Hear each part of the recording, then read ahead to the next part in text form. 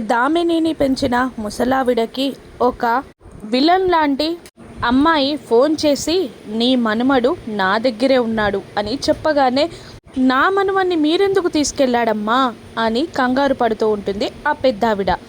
ఎందుకంటే నేను చెప్పిన ఒక పనిని నువ్వు చెయ్యాలి అని ప్లాన్ వివరిస్తూ ఉంటుంది ఆవిడ. దాంతో ఆ పాపం నేను చెయ్యలేను అని ఆ పెద్దావిడ అనగానే నువ్వు చెయ్యకపోతే సరే నీ మనుమన్ని చంపి నేనే ఆ పాప కార్యం చేస్తాను అని ఆవిడ అనగానే వద్దమ్మా నా మనుమన్ని ఏం చెయ్యొద్దు నేను మీరు చెప్పిన పని చేస్తాను అని ఒప్పుకుంటుంది దామినిని పెంచిన పెద్దావిడ.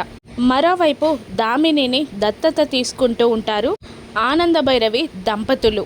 శరణ్య దామిని ఇద్దరు సంతోషపడుతూ ఉండగా లీలావతి దంపతులు పక్కనే నిలబడి ఉంటారు. అప్పుడే అమ్మ ఆనంద అంటూ ఈ పెద్దావిడ పరిగెత్తుకుంటూ వస్తుంది. ఏంటమ్మా అని అడిగేసరికి తప్పు జరిగిపోయిందమ్మా, ఇప్పుడు ఈ దామిని అమ్మగారిని మీరెందుకు దత్తత తీసుకుంటున్నారు? లీలావతి అమ్మగారి కన్నబిడ్డ అనే కదా. కానీ కాదమ్మా, ఈ దామిని లీలావతి అమ్మగారి కన్నబిడ్డ కాదమ్మా అనేసరికి అందరూ ఒక్కసారిగా షాక్ అయి ఆ పెద్దావిడ వైపు చూస్తూ ఉంటారు. అవునమ్మా, మీరు లీలావతి అమ్మగారి బిడ్డని నాకు ఇచ్చారు, కానీ నేను డబ్బుకు ఆశపడి ఆ అమ్మాయిని ఎప్పుడో అమ్మేశాను.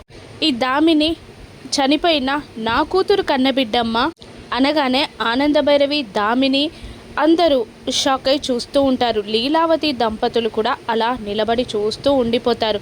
శరణ్య మాత్రం ఆ పెద్దావిడని చంపేసేలా చూస్తూ ఉంటుంది.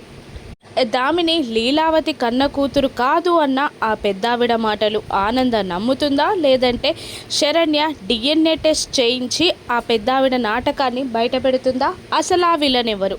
ఆ విలన్ ఆటని శరణ్య ఆనంద ఎలా కట్టిపెట్టనున్నారో రాను నెప్సెస్లో చూద్దాం. Thank you for watching.